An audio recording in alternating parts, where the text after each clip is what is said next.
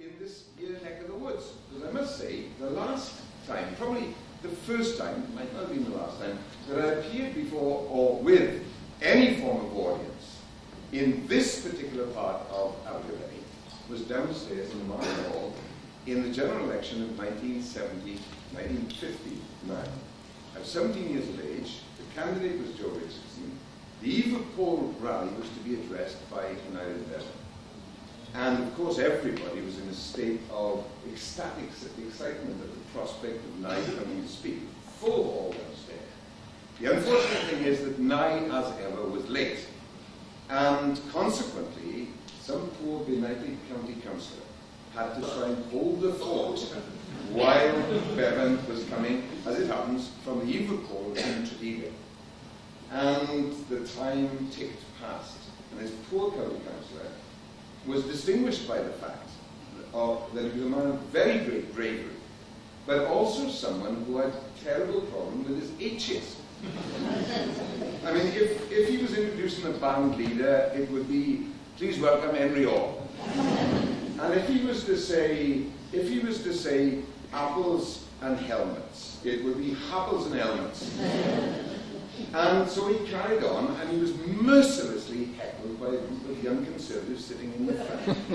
Viciously heckled to the point of assassination.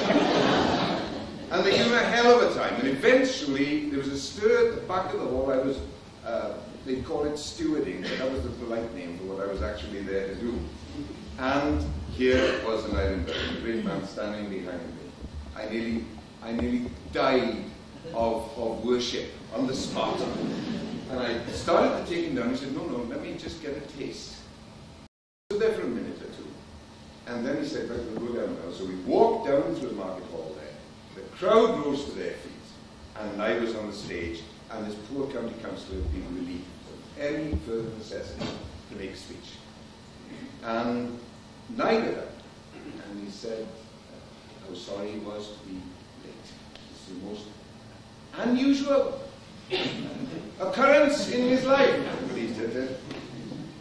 Now, friends, on the eve of this great election, I'd like to impart to you a truth about myself, not generally recognized.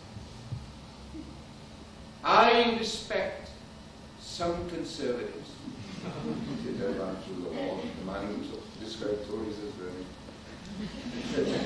I respect them because I think many of them are patriots. Many of them are good husbands and fathers. Many of them do not beat their animals, their dogs, or their servants. And I hit around through the hall again.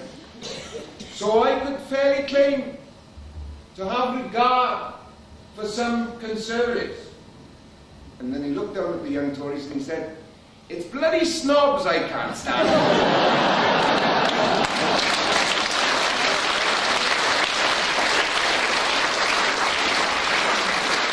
At that moment I fell in love with public speaking. But I'm indulging it far too long because we've got a wonderful night for you tonight. And in this first part, we are going to hear from a soul band. Now I know there may be people here who are not entirely culturally au fait, and they think that soul bands sing about shoes. Permit me to assure you that that is not the case. When they hear the name of the band, those with a Band of Hope background will be filled with joy. The name of this band is the Mighty Pledge. And for people of my generation, they only remember the pledge being one thing. What you signed in the Band of Hope. Forswearing drink for the rest of your life. Some of us broke it. Indeed, I knew a man in Abergavenny who deliberately refused to learn to read and write on account of the fact he'd never be tempted.